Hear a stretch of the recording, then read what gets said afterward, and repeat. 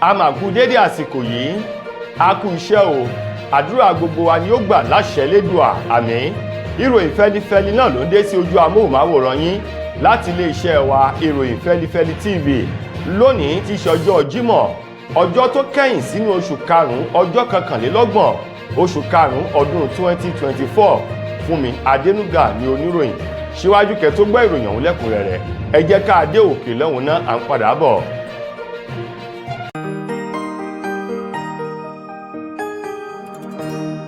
ìròyìn Feli-feli TV àjààbálẹ̀ làwọn ìròyìn ti wà máa wò lóòrèkóòrè.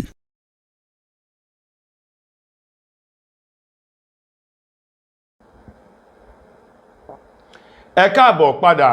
ìròyìn fẹ́lifẹ́li ọ̀hún rèé lẹ́kùnrẹ́rẹ́.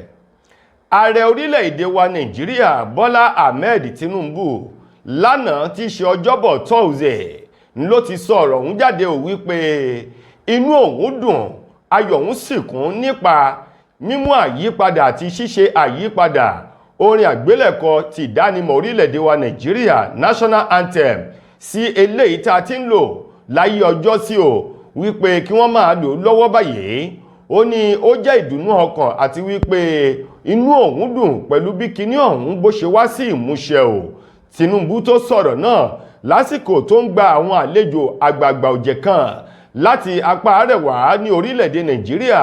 lọ́fíìsì rẹ̀ nílùú Àbújá tí ṣe ọjọ́bọ̀ lánàá ló ti sọ̀rọ̀ ń bóde o. Bẹ́ẹ̀ bá sì gbàgbé ọjọ́ àánú ti ṣe ọjọ́rú Wednesday ọjọ́ 29 nínú oṣù karùn-ún ọdún tá a wà yìí ni ààrẹ Tinubu ló fọwọ́ sí àbádòfin láti máa lo orin àyípadà tí wọ́n mú bá orin àgbélẹ̀kọ ìdánimọ̀ ti orílẹ̀-èdè Nàìjíríà National Anthem tuntun ọ̀hún eléyìí tó ní kán máa lò lọ́wọ́lọ́wọ́ báyìí ó sì ti di lílò òun ló fọwọ́ sí o níwájú àwọn ọmọ ilé ìgbìmọ̀ aṣòfin àgbààgbà méjèèjì ọ̀hún ní ọjọ́rú Wednesday ní ọjọ́ 29 oṣù karùn-ún èyí tó pé ọdún kan tó dórí àléfà gẹ́gẹ́ bí ìjọba lágbádá ti democracy tó gbà lọ́wọ́ ààrẹ Muhammadu Buhari tí ṣe ààrẹ àná. Nínú ọ̀rọ̀ náà lánàá òde yìí Tinubu wá ní bí wọ́n bá ń pe lára àwọn àṣeyọrí òun nínú ọdún 2024 tá a wà yìí ó ní àyípadà orin ìdánimọ̀ orílẹ̀-èdè Nàìjíríà tí òun yí padà sí tuntun tí wọ́n ń lò lọ́wọ́ báyìí jẹ́ ọ̀kan gbòógì nínú àwọn ohun tó mú ìdùnnú ayọ̀ bá òun nínú ọdún 2024 tóun sì ṣe àṣeyọrí rẹ̀. Tinubu ní lótìtọ́ àti lódodo lọ̀rọ̀ òun yóò dàbí nǹkan lójú àti létí àwọn ọmọ orílẹ̀-èdè Nàìjíríà wípé ṣóhun tó kàn rèé ó ní ṣùgbọ́n bá a bá jókòó láti gbọ́ orin àgbélẹ̀kọ ìdánimọ̀ òun dáadáa a rí wípé ó ní àwọn ọ̀rọ̀ ìwúrí ọ̀rọ̀ akin tó ń ti ọ̀rọ̀ àdúrà nínú o eléyìí tó sì fi àwọn akọni orílẹ̀-èdè Nàìjíríà hàn tó ń ti ìfẹ́ àti ìṣọ̀kan orílẹ̀-èdè Nàìjíríà ó ló ń bẹ nínú orin ọ̀hún. Ó ní ìgbà tá a bá bẹ̀rẹ̀ sí ní kọ́ o ó ní àwọn ẹ̀mí tí ń bẹ nínú orin ìdánimọ̀ ọ̀hún yóò padà mú àyípadà rere bá orílẹ̀-èdè Nàìjíríà. Ó sì dúpẹ́ lọ́wọ́ àwọn èèyàn ọ̀hún tí wọ́n ṣe ẹ̀lẹ́mbẹ̀hùn sí nílùú Àbújá lánàá. Ẹ̀wẹ̀ ṣé Yorùbá bọ̀ wọ́n ní báyìí ní ṣèkan mi kò yí padà o. Àdíá fún ìròyìn yìí eléyìí tó fẹ́ jáde lẹ́nu akàròyìn yìí ààrẹ orílẹ̀-èdè yìí Bọ́lá Tinubu ló ti sọ̀rọ̀ wípé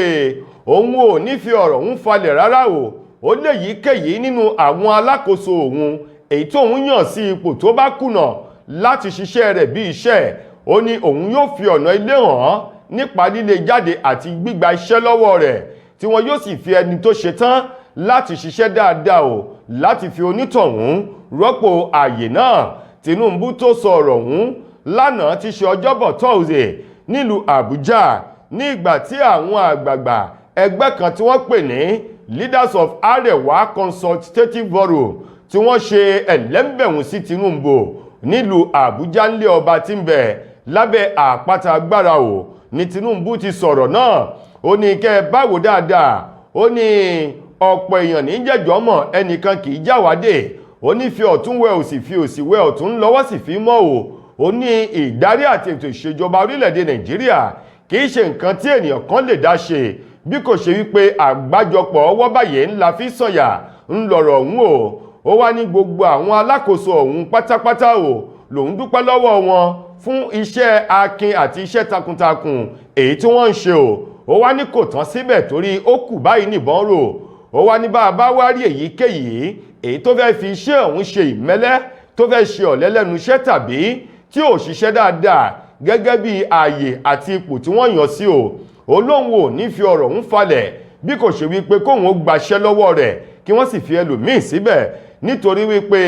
àwọn ọmọ orílẹ̀-èdè Nàìjíríà wọ́n ń retí èsì ayọ̀ nínú ètò ìṣèjọba àwarawa wọ́n ń retí rẹ̀ lọ́wọ́ òun kò sì sí àwáwí kankan tóun yóò máa sọ fún àwọn ọmọ Nàìjíríà bí ìjákulẹ̀ bá ti wà nínú ètò ìṣèjọba àwọn ju wípé wọn yóò máa sọ wípé Tinubu ò kójú òṣùwọ̀n tó ní ó ní kí wọ́n má bàa sọ èyí ó ní gbogbo èyíkéyìí nínú àwọn alákòóso òun èyí tí ò bá ti ṣiṣẹ́ rẹ̀ bí iṣẹ́ lọ́wọ́ kan lòun yóò gbaṣẹ́ lọ́wọ́ rẹ̀ tí wọn yóò sì fi ẹlòmíì láti rọ́pò ààyè náà gẹ́gẹ́ bí Tinubu ti sọ lánàá ti ṣe ọjọ́bọ̀. ṣé Yorùbá bọ̀ wọ́n ní ìdálù lòṣèlú báyìí ni ọ̀rọ̀ ti jáde látẹnu ìjọba ìpínlẹ̀ Ọ̀ṣun èyí tí wọ́n ti ní pápápá bí ọwọ́ ò ṣe gbọ́dọ̀ pẹ́ ní sàkéèké bí omi gbígbóná ò ṣe gbọ́dọ̀ pẹ́ lẹ́nu lọ̀rọ̀ ń wípé gbogbo àwọn iléèwé alákọ̀ọ́bẹ̀rẹ̀ àti ti girama tó fi mọ́ ti aládàáni tó ń ti ìjọba ní ìpínlẹ̀ Ọ̀ṣun nígun mẹ́rin èyí tó gbé ìpínlẹ̀ ọ̀hún dúró ní kí wọ́n bẹ̀rẹ̀ sí ní máa ka orin àgbélẹ̀kọ ìdánimọ̀ torílẹ̀-èdè Nàìjíríà tuntun èyí tí ààrẹ Bọ́lá Ahmed Tinubu fọwọ́ sí ní ọjọ́rú àánú ọ̀sẹ̀ tá a wà yìí ọ̀rọ̀ ọ̀hún tó jáde látẹnu ìjọba ìpínlẹ̀ Ọ̀ṣun látẹnu tó jẹ́ akọ̀wé àgbà ẹ̀ka iléeṣẹ́ ọba tó rí sí ètò ẹ̀kọ́ ní ìpínlẹ̀ Ọ̀ṣun ọ̀gbẹ́ni Muritala Jimoh òun ló gbé ọ̀rọ̀ ọ̀hún jáde ọ̀gbẹ́ni Muritala Jimoh ní lórúkọ ìjọba ìpínlẹ̀ Ọ̀ṣun ni wọ́n ti pàṣẹ fún gbogbo àwọn lọ́gàálọ́gàá nílé ìwé ti ìjọba talákọ̀ọ́bẹ̀rẹ̀ àti ti girama àti àwọn lọ́gàálọ́gàá nílé ìwé tó jẹ́ ti aládàáni tìbútùrò tó gbé igun mẹ́rin ìpínlẹ̀ Ọ̀ṣun dúró kí wọ́n bẹ̀rẹ̀ sí ní máa ṣe àmúlò àyọkà orin ọ̀hún tí ṣe orin ìdánimọ̀ orílẹ̀-èdè wa Nàìjíríà tuntun New National Anthem ó ní ilé láti kẹ̀ṣọ́ròdè ní báyìí kí àwọn ọmọdé ìwé kí wọ́n bẹ̀rẹ̀ sí ní máa kà á àti wípé àṣẹ náà sì ti lọ sí gbogbo ọ̀dọ̀ àwọn ènìyàn eléyìí tí iṣẹ́ wọn tó jọmọ́ kíka orin àgbélẹ̀kọ ọ̀hún kí wọ́n bẹ̀rẹ̀ sí ní máa ṣe àmúlò rẹ̀ nítorí pápápá gẹ́gẹ́ bí ọ̀gbẹ́ni Muritala Jimoh ti sọ̀rọ̀ náà lórúkọ ẹni tó jẹ́ alámòjútó fún ètò ẹ̀kọ́ àti gómìnà ìpínlẹ̀ Ọ̀ṣun eyín sẹ́nẹ́tọ̀ Adémọ́lá Adélékè gẹ́gẹ́ bí àṣẹ ti wá láti ọ̀dọ̀ rẹ̀ wípé orin ọ̀hún ti di kíkà báyìí láìsí ìdádúró kankan. Báyìí ọwọ́ àjọ àwọn tó jẹ́ òṣìṣẹ́ eléyìí tó ń gbógun ti ṣíṣe owó ìlú kùmọ̀kùmọ̀ àti ìwà ìbàjẹ́ míì tó farapẹ́ EFCC ni wọ́n ti rọ́wọ́ tó arábìnrin kan èyí tó tẹ ojú owó orílẹ̀-èdè wa Nàìjíríà mọ́lẹ̀ lọ́nà tí ò bófin mu gẹ́gẹ́ bí àjọ EFCC bí wọ́n ti sọ̀rọ̀ arábìnrin kan èyí tí orúkọ rẹ̀ ń jẹ́ Bilikis Adéyínká òun mà ni wọ́n ti rọ́wọ́ tó ní agbègbè Ìkẹjà nílùú Èkó tí wọ́n sì ti gbé lọ ilé ẹjọ́ lánàá tí ṣe ọjọ́bọ̀ Thursday ní ẹjọ́ rẹ̀ jáde wípé kí wọ́n lè rèé fi pamọ́ sínú ọgbà àhámọ́ náà lórí wípé ó ń ṣòwò owó náírà alẹ̀ yìí lọ́nà eléyìí tí ò bófin mu tó sì lòdì sí òfin àti àgbékalẹ̀ owó náírà ti orílẹ̀-èdè wa Nàìjíríà òfin ọ̀hún eléyìí tí wọ́n tún ṣe ní ọdún 2007 àjọ EFCC tí wọ́n gbé arábìnrin ọ̀hún lọ síwájú ilé ẹjọ́ gíga èyí tó kalẹ̀ sílùú Ìkòyí níbẹ̀ ni wọ́n ti dá ẹjọ́ rẹ̀ wípé arábìnrin Bilikis Adéyínká òun mà ló ń kiri owó náírà bí ẹni kiri mọ́ínmọ́ín àti èbèrìpò tòun ti ẹ̀kọ́ ní agbègbè Ìkẹjà ní ìpínlẹ̀ Èkó kí wọ́n tó fi ọwọ́ òfin gbé wọ́n ní báyìí ẹni tó bá ti ṣe nǹkan tí ò yẹ kẹ́nìkan ó ṣe dandan ni kí ojú rẹ̀ kó rí nǹkan tí ò yẹ kẹ́nìkan ó rí wọ́n ti dá ẹjọ́ rẹ̀ tó sì ti fi ara hàn níwájú adájọ́ wípé kí wọ́n lọ fi pamọ́ náà títí di ìgbà tí ẹjọ́ rẹ̀ yóò máa tẹ̀síwájú gẹ́gẹ́ bí ilé ẹjọ́ ti sọ.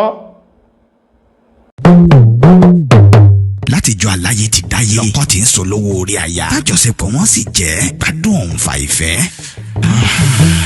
Tírí ìgbádùn lọ́kọláya bá ti ń bọ́ ságídé kásáyàn òfàǹfẹ́ láàrin wọn dòní yọ̀bẹ̀kẹ́ tọkọ ò lè gòkè lọ́wọ́ déere tọkọ wá ń ṣe súkẹ́súkẹ́ lórí aya. Orísun ló yẹ ká padà sí ká tọ́jú ara wa pẹ̀lú S2 herbal bitters fátẹ̀ kan lẹ̀ gbọ̀ngbọ̀ngbọ̀n ká kó lẹ́gbẹ́ àwọn tí ń bẹ̀bẹ̀ fàyà lórí ibùsùn. S2 herbal bitters 100% herbal tí ò lọ́tì kankan nínú pẹ̀lú oúnjẹ NAFDAC. S2 herbal bitters ilé-iṣẹ́ S2 ultimate holistic spiritual herbal remedy international limited ló ṣe 002 Park Street First Avance Junction Ọ̀lẹ́yọ̀ Ìbàdàn Ọ̀yọ́ State. Ó wà lọ́pọ̀ yanturu ní 1825 Olúyọ̀lé shopping complex New Garage Ìbàdàn. Ẹ ti lè rí rà ní Lasorat Royal Plaza Asunlẹ̀ Junction off Akala Express Ìbàdàn Ọ̀yọ́ State. Fún ẹ̀kúnrẹ́rẹ́ àlàyé síwájú sí tàbí tẹ́yìn gan bá fẹ́ jẹ́ alágbàtà fún wa ẹ pè tàbí ká WhatsApp wa lórí +234 704 079 0153 tàbí kẹ́kọ̀ọ́ sí +234 806 400 0204. Bákan náà ni ẹ lè kàn sí abroad line wa lórí +353 894 982 845. Ẹ mọ́ gbàgbé wípé ìlera lóògùn ọrọ̀ tó fi já sí wípé ẹ ti lè kàn sí iléeṣẹ́ S2 herbal mixture fún ìtọ́jú àwọn àìsàn míì lóníran bíi ìfúnpá gíga, diabetes, low sperm count, ìdákọ́lẹ̀, arthritis, bone fat, blood cleansing, rheumatism, infertility àti èyíkéyìí àìsàn tó bá ń bá yín fúnra nínú ara. S2 herbal bitters ó dára fún ìgbádùn ọkùnrin àtobìnrin. Lákòótán nínú ìròyìn wa fún tòní, gbajúgbajà àgbà ọ̀jẹ̀ nínú àwọn tí wọ́n ń kọrin ẹ̀mí ti kìrìsìtẹ́nì lórílẹ̀‐èdè wa Nàìjíríà tó wá láti ìpínlẹ̀ Èkìtì, eyín evangelist Yínká Joel Ayéfẹ́lẹ́ o ètò wọn mọ̀ sí ọjà ohun màá ló ti sọ̀rọ̀ wípé bí Ọlọ́run bá ṣetán o láti gbàdúrà èèyàn yóò dàbí ìyanu lójú ọmọ aráyé ni. Ayéfẹ́lẹ́ tó sọ wípé pẹ̀lú ipò òun ní ìjàmbá ọkọ̀ èyí tó ti gba egungun ẹ̀yìn tí a mọ̀ sí spinal cord lọ́wọ́ òun ó ní pẹ̀lú rẹ̀ náà òun tún rí àánú Ọlọ́run ọba gbà pẹ̀lú bí Ọlọ́run ṣe fi ìbejì àwọn ọmọ alálùbáríkà ìbẹ́ta ta òun lọ́rẹ. Ayéfẹ́lẹ́ èyí tó sọ̀rọ̀ náà lórí ètò kan eléyìí tí wọ́n ti ń fi ọ̀rọ̀ wá lẹ́nu wò ní ìgbà tí atọ́kùn ètò ọ̀hún yóò béèrè wípé ṣebí wọ́n sọ wípé egungun ìhà ẹ̀yìn Yínká Ayéfẹ́lẹ́ ti kán ni wọ́n sì ti ní ẹni tí ò bá ní kinní yìí kò lè di ọlọ́mọ láyé nípa wípé kò ní lè ṣe dáadáa o. Ayéfẹ́lẹ́ ní ọ̀rọ̀ Ọlọ́run ọba kọjá òye ọmọ ẹ̀dá ádámọ̀ ó ní lótìtọ́ àti lódodo làwọn dókítà oníṣègùn òyìnbó máa ń sọ bẹ́ẹ̀ ó ní ṣùgbọ́n o pẹ̀lú ìrànlọ́wọ́ oore ọ̀fẹ́ àánú tóun rí gbà lọ́dọ̀ Ọlọ́run ọba ó ní tìkálára òun o lòun fún ìyàwó òun lóyún tó sì gbé oyún ọ̀hún fún odidi oṣù 9 gẹ́gẹ́ bí àwọn obìnrin yòókù bí wọ́n ti máa ń ru oyún o ó ní lẹ́yìn oṣù 9 ló fi orúnkún ọ̀tún àti òsì kúnlẹ̀ tí Ọlọ́run sì fi ìbẹ́ta àwọn ọmọ làǹtìlanti tó rẹwà dáadáa tí Ọlọ́run fi ta lọ́rẹ o tí wọ́n sì ń pe òun ní bàbá ìbẹ́ta. Báyìí ni ọ̀rọ̀ tí Yínká Ayéfẹ́lẹ́ eléyìí tó tún jẹ́ olùdásílẹ̀ iléeṣẹ́ rédíò Fresh FM èyí tó ń bẹ nílùú Èkó,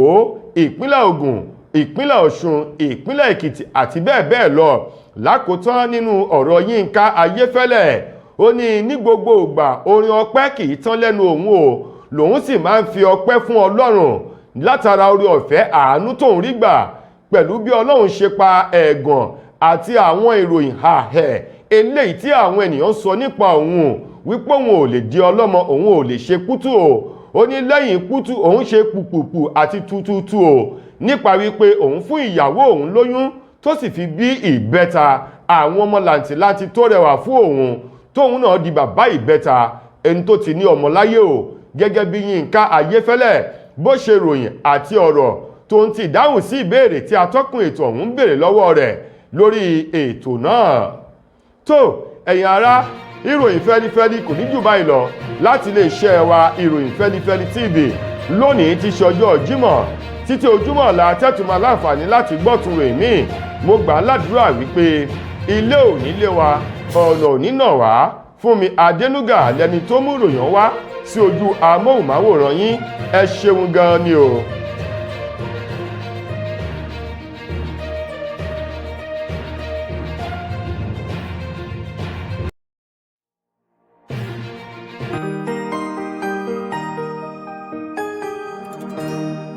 ìròyìn Feli-feli TV